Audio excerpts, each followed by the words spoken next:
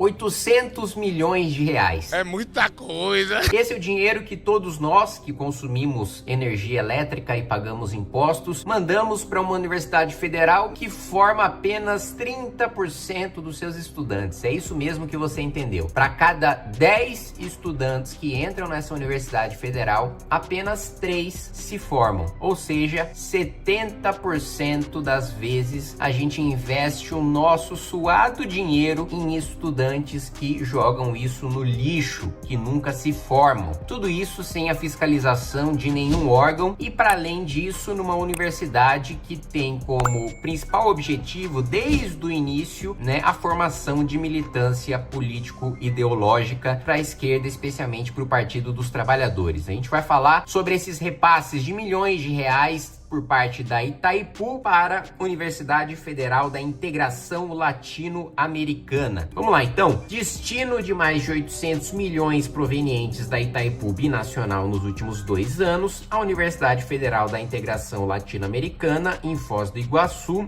apresenta uma taxa de sucesso na graduação abaixo da média nacional. A Universidade Federal, criada pelo governo Lula em 2010, aprova apenas 3 de cada 10 estudantes que entram na instituição. Gente, olha que bizarrice, né? A gente financia uma universidade que não forma sequer metade dos seus estudantes, que forma apenas 30%. Mas sabe o que é mais assustador do que isso? A média nacional. A média em universidades públicas federais foi de 46% em 2023, segundo o cálculo do TCU. Olha só que assustador. Nós pagamos caro por diversas universidades federais. A maior parte dos trabalhadores que pagam por essas universidades nunca estudam nessas universidades. Aliás, vamos lembrar, como sempre, eu preciso lembrar para vocês a tragédia humanitária que é a educação brasileira. Os mais pobres, e aqui, por mais pobres, eu tô falando assim de 70% da população brasileira, tá? 70% da população brasileira não tem a menor chance de estudar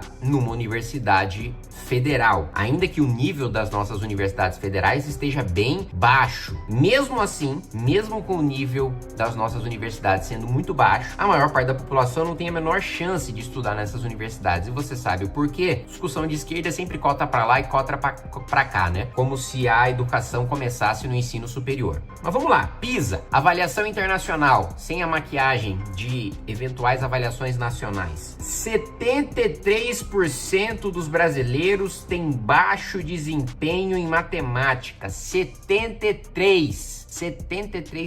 É um nível que a OCDE considera que você não consegue nem exercer a sua cidadania na sua plenitude. Você entende o que isso significa? Isso significa que não é uma matemática necessária para você ter educação financeira, para você fazer um investimento, que deveria ser uma coisa simples e corriqueira do dia a dia de todo brasileiro. Mas não é. É um nível mínimo para você saber dos seus direitos, saber entender o sistema político, saber como votar. Assim, é um nível mínimo de matemática para você ser considerado um cidadão. 73% dos brasileiros não tem esse nível. Não tem um nível de matemática suficiente sequer para entender coisa assim, para assinar um contrato, entende? É esse o nível, tá? Leitura, 50% baixo desempenho nessa disciplina, sendo que apenas 2% atingiram alto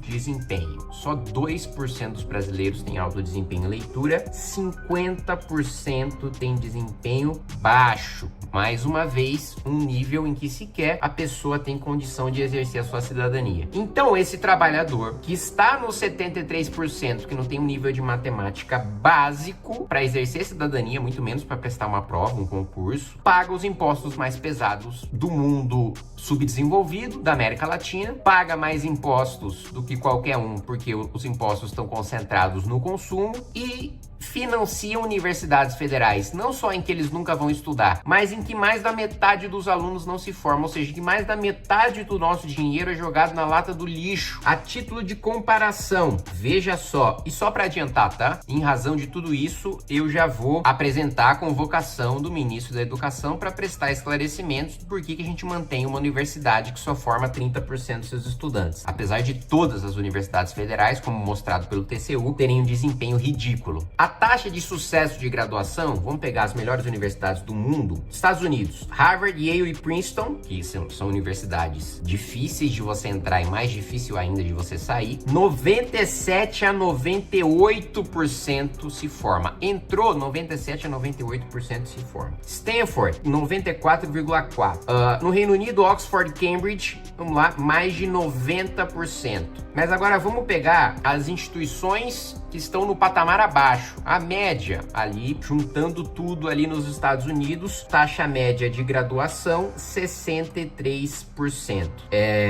Quando a gente compara com uma universidade séria brasileira, que é o caso do ITA, que é uma faculdade dificílima de você entrar, mais difícil ainda de você sair, 90% dos alunos se formam, mesmo tendo muita dificuldade para se formar. Então a desculpa de que o aluno entra na universidade e depois não consegue acompanhar, desculpa. Em parte eu posso até aceitar de alguns alunos que tiveram uma deficiência tão grave na educação no ensino médio e no superior que chega na universidade e não consegue acompanhar. Mas primeiro, eu vou colocar 2 pontos. Primeiro, a minoria. Segundo, o sujeito que não tem condição de acompanhar a faculdade, ele nem deveria entrar, porque a prova existe justamente para avaliar se você tem preparo ou não para estar na instituição de ensino superior. Se você não tem, você precisa voltar a estudar mais ou seguir outro rumo da sua vida, que também não tem nenhum problema. A gente tem essa cultura também de que todo mundo precisa ter faculdade e universidade, e no final a gente tem um monte de uma máquina de impressora de diplomas inúteis. A gente tem mais diplomas universitários, né, que muitos dos países em desenvolvimento, às vezes até países desenvolvidos, e que não valem nada, né, em que técnicos da Alemanha ganham, né,